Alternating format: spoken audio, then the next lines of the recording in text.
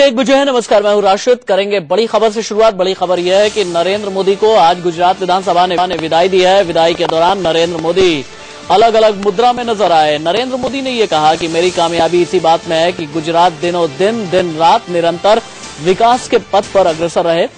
तमाम लोगों ने नरेंद्र मोदी के विदाई संबोधन में कई बातें कही। कांग्रेस नेता शंकर सिंह वाघेला ने नरेंद्र मोदी की जमकर के तारीफ की। इस दौरान विधानसभा में जमकर मेजें थपथपाई गईं। उन्होंने कहा कि बीजेपी को यहां पहुंचाने में मोदी की बहुत बड़ी भूमिका है।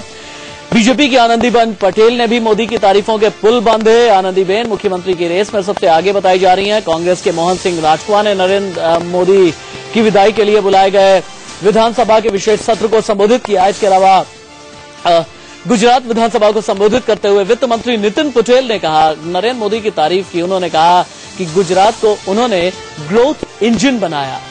अमित शाह ने संबोधित करते हुए सरकार और नरेंद्र मोदी की तारीफ करते हुए कहा कि सरकार दलितों और आदिवासियों को अधिकार सरकार ने दिया है। अमित शाह ने कहा कि सर्व शिक्षा अभियान को हमारे राज्य को बहुत अच्छे तरीके से लागू हुआ। अमित शाह ने यह भी कहा कि मोदी के अंदर देश की हर समस्या का समाधान करने का मादा है। इसके अलावा गुजरात विधानसभा में कांग्रेस के नेता शैलेश परमार ने भी सदन को संबोधित करते हुए मोदी की तारीफ की।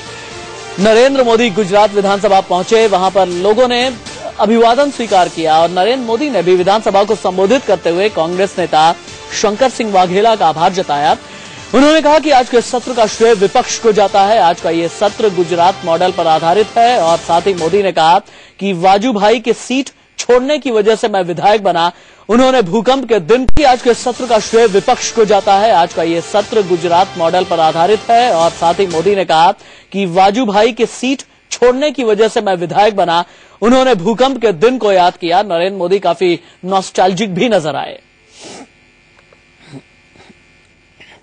एक शब्द 3 तस्वीरें हम आपको दिखा रहे हैं। आप देख सकते हैं कि जब शंकर सिंह वाघेला से गले मिले नरेंद्र मोदी, वो वाघेला जिन्हें जब बीजेपी में हुआ करते थे वाघेला, तब भी एक राजनीतिक प्रतिद्वंदिता थी। कांग्रेस में गए तो वो राजनीतिक प्रतिद्वंदिता बढ़ गई। लेकिन ये देखिए, राजनीति के आदर्शों का ऊंचा मूल्यांकन कह सकते हैं इन तस्वीरों को। राजनीति के आदर्शों का ऊंचा मूल्यांकन मैं इसलिए कह रहा हूं क्योंकि ये तस्वीरें एक प्रतिमान स्थापित करती हैं।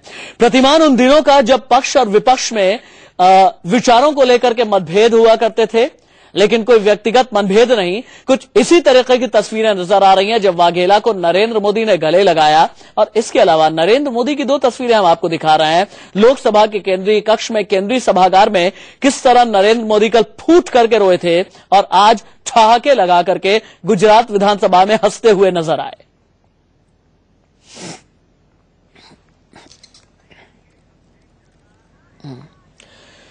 इंडिया न्यूज संवाददाता अभिषेक शर्मा लाइव मेरे साथ में मौजूद है। अभिषेक, क्योंकि मैं गुजराती बहुत ज्यादा समझता नहीं, मुझे बस ये बताइए कि मोदी ने आज ठहाके क्यों लगाए?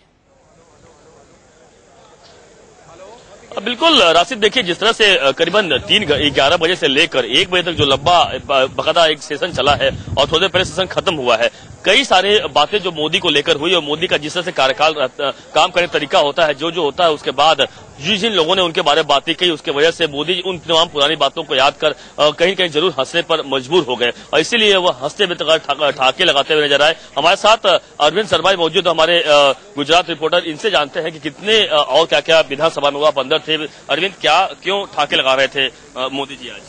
देखिए, आज जो बेसिकली वजह ये रही कि विधानसभा जैसे ही शुरुआत हुई तो आते ही साथ लोगों ने अभिवादन किया, मोदी को शुभकामनाएं दी। सब अमित शाह ने भी गुजरात की तारीफ में कसीदे पड़े, लेकिन सबसे आक्रामक अंदाज शंकर सिंह वाघेला का था। वो सबसे पहले आकर मोदी से मिले, उनको शुभकामनाएं दी और उसके बाद जब शंकर सिंह वाघेला ने शुरुआत की तो उन तमाम मुद्दों को जो पिछले 20-25 सालों में डिस्कस का कारण रहे, जैसे राम मंदिर का निर्माण हो या कश्मीरी पंडितों की समस्या हो या काले धन का मामला हो, तो जैसे काले धन के मामले को लेकर शंकर सिंह वाघेला ने कहा कि बाबा रामदेव को काले धन लाने के लिए ब्रांड एम्बेसडर बनाया जाए।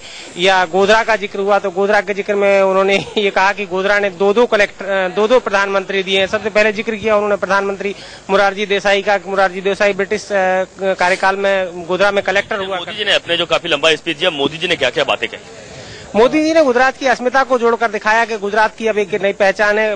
प्रधानमंत्री कार्यालय में भी खमन गांठिया और जलेबी मिलेंगी, तो गुजरात में एक अपने आप में नया मुकाम हासिल किया है। गुजरात को अब जाके न्याय मिला है। शंकर सिंह वाघेला ने जो बात कही है इसके बारे में अरविंद बड़ी अच्छी बातें बता रहे थे। ये गोधरा वाली जो बात है उनसे कहिए कि थोड़ा सा आगे बढ़ाएं। बड़ी दिलचस्प तरीके से बता रहे थे अरविंद, एक बार ये बात आगे बढ़वाइए उनसे।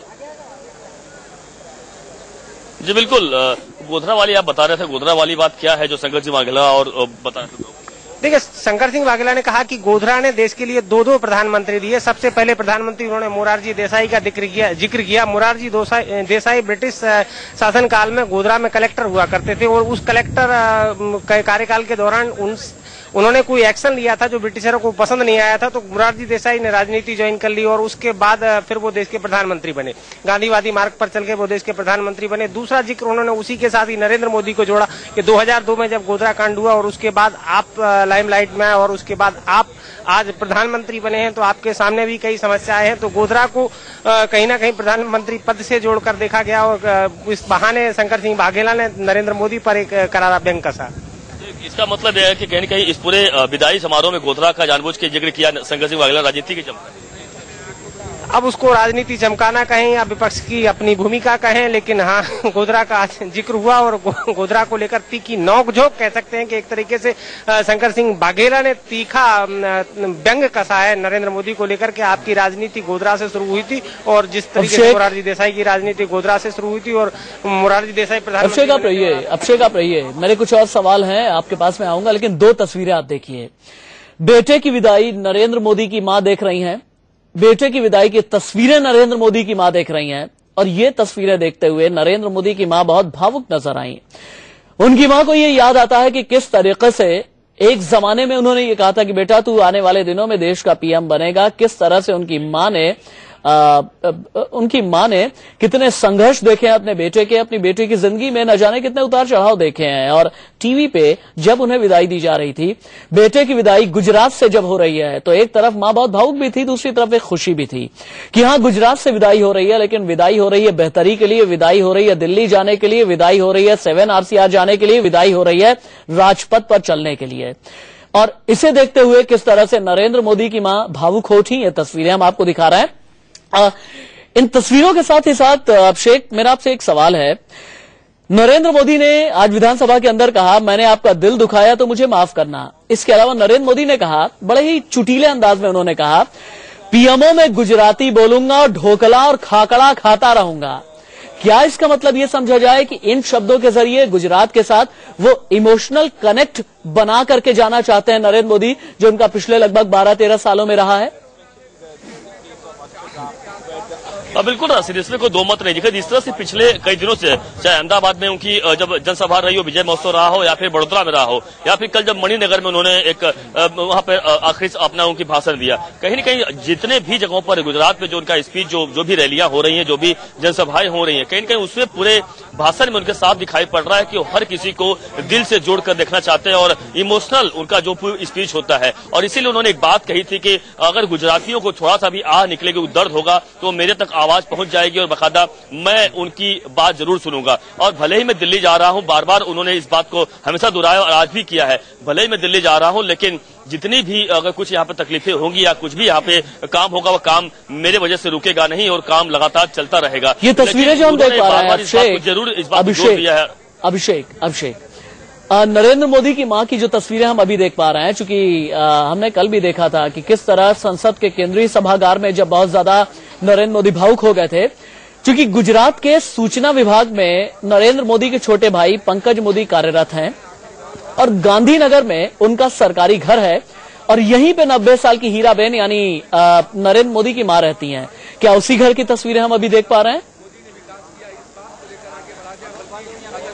बिल्कुल सही कहा आपने राशिद, उसी घर की तस्वीरें आप देख पा रहे हैं। उसी घर में उनकी पंकज मोदी के साथ ही उनकी मां हीराबा रहती हैं और बकायदा जैसा कि सही कहा आपने कि इमोशनल क्षण उनकी मां के लिए, और इसीलिए उनकी मां जो है वह एक एक पल, एक एक क्षण अपनी आंखों में पिरोलना चाहती है, देखना चाहती है किस तरह से मैं उनका लाल, उनका बेटा अब देश का प्रधानमंत्री बनने जा रहा है। और इसीलिए एक एक क्षण वह इस अपने आंखों में बटोरना चाहती है और कहीं कहीं उसको पूरा देखना चाहती है कि कहीं भी एक क्षण भी, एक सेकंड भी उनसे ना छूटे, उनका जिस तरह से विदाई हो रही हो या फिर जब वो प्रधानमंत्री बने जाएंगे, जब प्रधानमंत्री का शपथ लेंगे, तो जाहिर सी बात है कि उनकी मां बहुत ज्यादा भावुक है और हमेशा अपने बेटे को लेकर, नरेंद्र मोदी को लेकर जरूर एक एक पल कहीं भी कुछ होता है वो जरूर टीवी के सामने आ जाती है और टीवी और स्क्रीन उनके कह सकते हैं आंखों से। हमें याद है अभिषेक किस तरह 16 मई को विजय तिलक किया था नरेंद्र मोदी का, उनकी मां हीराबेन, हीराबा भी कहा जाता है उन्हें, कि किस तरह से उन्होंने विजय तिलक किया था 16 मई को चुनाव में जीत के तुरंत बाद अपने सरकारी घर से मां के पास पहुंचकर उनका आशीर्वाद लिया था नरेंद्र मोदी में और 20 मिनट से अधिक समय तक भावुक मुलाकात चली थी। इस दौरान हीराबा ने उन्हें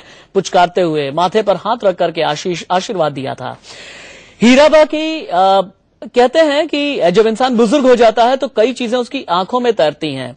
हीराबा की आंखें किस तरह से टीवी स्क्रीन पर चिपक करके लगी हुई हैं, ये आप देख सकते हैं।